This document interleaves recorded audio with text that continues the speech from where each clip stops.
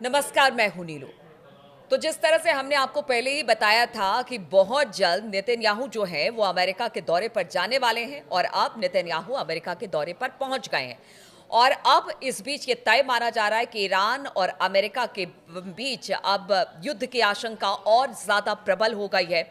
और दूसरी तरफ एक और खबर सामने आ रही है जो कि अमेरिका के लिए अच्छी नहीं है। ईरान ने कुछ ऐसी चीजें की हैं जिसकी वजह से जो अमेरिकी एयर फोर्स है वो इस वक्त संकट में आ गई है। क्या है वो जो ईरान ने किया अमेरिका को लेकर, उस पर बातचीत करने के लिए मयंक मेरे साथ इस वक्त जुड़ गए हैं। मयंक, सबसे पहले तो ये बताइए कि अब नेतन्याहू अमेरिका में है और कहा जा रहा है कि अब जो युद्ध की जो संभावना है वो बेहद प्रबल हो गई है। ऐसे में अब किस तरह से पूरी प्लानिंग इन दोनों देशों के बीच में होगी? और दूसरी बात जो मैंने कही अभी कि ईरान ने कुछ ऐसा किया जिससे कि अमेरिका एयरफोर्स के माथे पर चिंता की लकीरें खिंच गई। देखिए, पहले दिन से हम कह रहे हैं कि ईरान और अमेरिका के बीच युद्ध तय है। बात नंबर एक। बात नंबर दो, जिसका आपने जिक्र किया कि देखिए हुआ क्या कि 4 अप्रैल जो अभी गई है, 4 अप्रैल को अमेरिका का एक C-17 फाइटर प्लेन है ना, C-17 जो एयरफोर्स अमेरिकन एयरफोर्स का प्लेन है, उसने होर्मुज से जो है वो उड़ान भरता है। ठीक है। और वो ईरान की तरफ आगे बढ़ने लगता है प्लेन। देखिए, ये अमेरिका की एक टैक्टिक्स भी हो सकती है प्रेशर करने के लिए ईरान के ऊपर कि देखिए हम आपके आसपास ही हैं और आप पे हमला कर देंगे। अब अमेरिका का ये प्लेन बढ़ता है ईरान की सीमा की तरफ, लेकिन इसने उड़ान भरी थी अल उबैद बेस से उड़ान भरी। यहाँ तक तो सब ठीक था, लेकिन जब ये फारस की खाड़ी के पास पहुंचा और जब ईरान की सीमा के बिल्कुल करीब पहुंचा, वहां पे अचानक इस अमेरिका के C-17 प्लेन के जीपीएस सिस्टम जाम हो गया। प्लेन का जीपीएस सिस्टम जैम होने का मतलब ये है कि प्लेन भटक गया। अब उसके बाद पता नहीं कहाँ जाएगा वो प्लेन। सही बात। अब जो है इस प्लेन के पास कोई चारा नहीं था वापस अल उबैद एयर बेस जहाँ से उड़ान भरी थी वहाँ पे वापस जाने के अलावा। तो ईरान की सीमा के अंदर जाके कुछ करना और वहाँ पे काफ़ी देर तक मंडराना तो दूर की बात है, फौरन अमेरिका के इस फाइटर प्लेन को वापस अल उबैद एयर बेस आना पड़ा। अब बड़ी साधारण सी बात है, इसमें कुछ कहने की ज़रूरत नहीं है। इंटरनेशनल मीडिया में ऑलरेडी ये स्पेकुलेशंस हैं कि भाई ये ईरान के जो जैमर्स थे ये पहले से अलर्ट मोड पे थे। जब आप पिछले 1 महीने से धमकी दे रहे हो कि हम आपके ऊपर B-2 से हमला कर देंगे और आपके ऊपर जो है वो स्ट्राइक हो जाएगी, तो ईरान ने भी अपनी तैयारी कर रखी है। तो ऐसा बताया जा रहा है कि बड़े पैमाने पर ईरान ने अपनी सीमा के आसपास जैमर्स लगा दिए हैं। अमेरिका का कोई भी फाइटर प्लेन, इजराइल का कोई भी फाइटर प्लेन अगर एंटर करता है तो उसका जीपीएस सिस्टम फेल होना तय है। और ऐसे में ईरान पर बम्बार्डमेंट करना एक बड़ी चुनौती हो गई है अब अमेरिका के लिए और इजराइल के लिए। बात नंबर 2, ये जो जीपीएस सिस्टम फेल हुए, ये जीपीएस सिस्टम सिर्फ इस एयरक्राफ्ट का फेल नहीं हुआ। ऐसा बताया जा रहा है कि फारस की खाड़ी के आसपास जो अमेरिका के जहाज थे और जो ब्रिटेन के जहाज हैं, ऐसे करीब 50 से 60 जहाजों में ये बात नोट की गई कि इन जहाजों का भी जीपीएस गड़बड़ा गया। ये अपने आप में ईरान की तरफ से, जैसा चर्चाएं हैं कि ईरान की तरफ से ये किया गया, तो ये ईरान के लिए एक टेक्निकल वॉरफेयर में बहुत बड़ी कामयाबी है ये।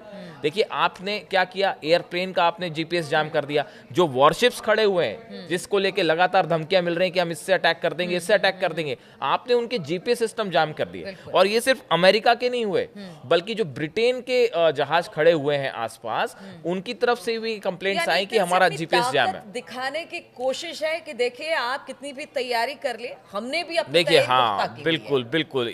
खामेनी जो है वो इस तैयारी में पहले से जुटे हैं। हमने पहले ही कहा था कि रमज़ान का जो वक्त था वो रमज़ान के दिनों में ईरान ने अपनी पूरी ताकत झोंक दी अपना डिफेंस सिस्टम मजबूत करने के लिए। चाहे डिफेंस मिसाइल्स हों, चाहे जो है उनके वॉरशिप्स हो, चाहे एयरफोर्स हो, हज़ारों सैनिक अलर्ट मोड पे हैं कि अगर आप बार बार वही बात है कि अगर आप हमला करेंगे तो साहब हम छोड़ेंगे नहीं आपको। और ये जो जीपीएस सिस्टम फेल होना जहाज़ों का, ईरान अमेरिका के वॉरशिप्स का, ये अपने आप में एक बड़ी चुनौती है। इससे आने वाले दिनों में ईरान पे किसी भी तरह का हमला होता है और अगर बड़े पैमाने पे ईरान इस तरह का कुछ कर देता है तो हमला करना बहुत मुश्किल हो जाएगा। दूसरी एक बात और जो निकल के सामने आ रही है कि अमेरिका की तरफ से जो थर्ड एयर डिफेंस सिस्टम है, एक पहली यूनिट तो पहले जा चुकी थी जब ईरान ने अपनी मिसाइल्स दाग दी थी इसराइल पे, उसके बाद अब एक दूसरी यूनिट बड़े मात्रा में सप्लाई की गई है इसराइल को। और ये जो यूएस थर्ड सिस्टम है, इसकी जो बैटरीज हैं वो एक कार्गो शिप से कल इसराइल पहुंची है।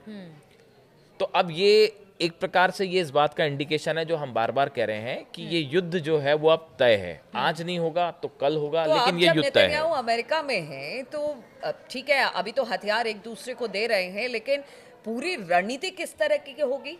क्या ये मान के चलिए इसी रणनीति के तहत ही ये दोनों वहां पर देखिए, मिलेंगे? मैं जो मतलब कुछ एक्सपर्ट्स भी ये कह रहे हैं और सोशल मीडिया में इस तरह की चर्चाएं हैं कि हमला करना है कि नहीं करना है, इसकी रणनीति बनाने के लिए अमेरिका और इजराइल को 10 बार सोचना पड़ेगा।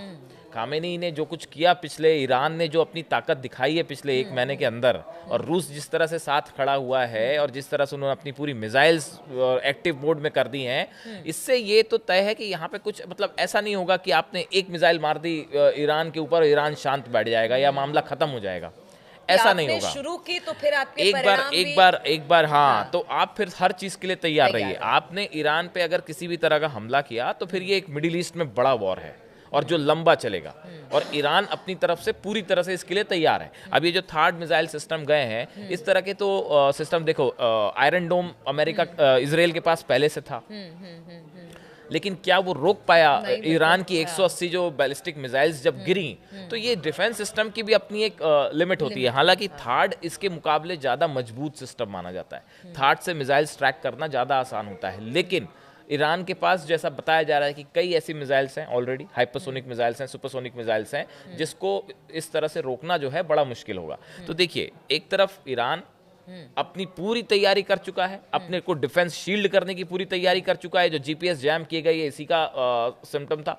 और देखिए, इसी तरह से अमेरिका और इजराइल भी धीरे धीरे एक वॉर की तरफ मामला आगे बढ़ रहा है। अब अमेरिका के दौरे पे है नेतन्याहू, वहां क्या तय होता है ये अगले 24 घंटे में सामने आ जाएगा। उसके बाद ये बात सामने आएगी कि ईरान को लेकर क्या अगला युद्ध होने वाला है या बातचीत से बात आगे बढ़ाने की कोशिश होगी। बिल्कुल, और लगातार हम ये बात कहते रहे हैं कि क्या जो मिडिल ईस्ट का ये युद्ध है या जो तनाव है वो बातचीत से सुलझेगा या फिर युद्ध की संभावना जो बनती हुई दिखाई दे रही है वो आगे बढ़ेगी। लगातार इस खबर पर हमारी नजर बनी रहेगी, दर्शकों से हम राय भी जानेंगे और साथ ही साथ ये भी कि लगातार किस तरह से आप हमारे इस कार्यक्रम को देखते हैं उस पर भी अपना ओपिनियन जरूर दीजिए। बने रहिए हमारे साथ।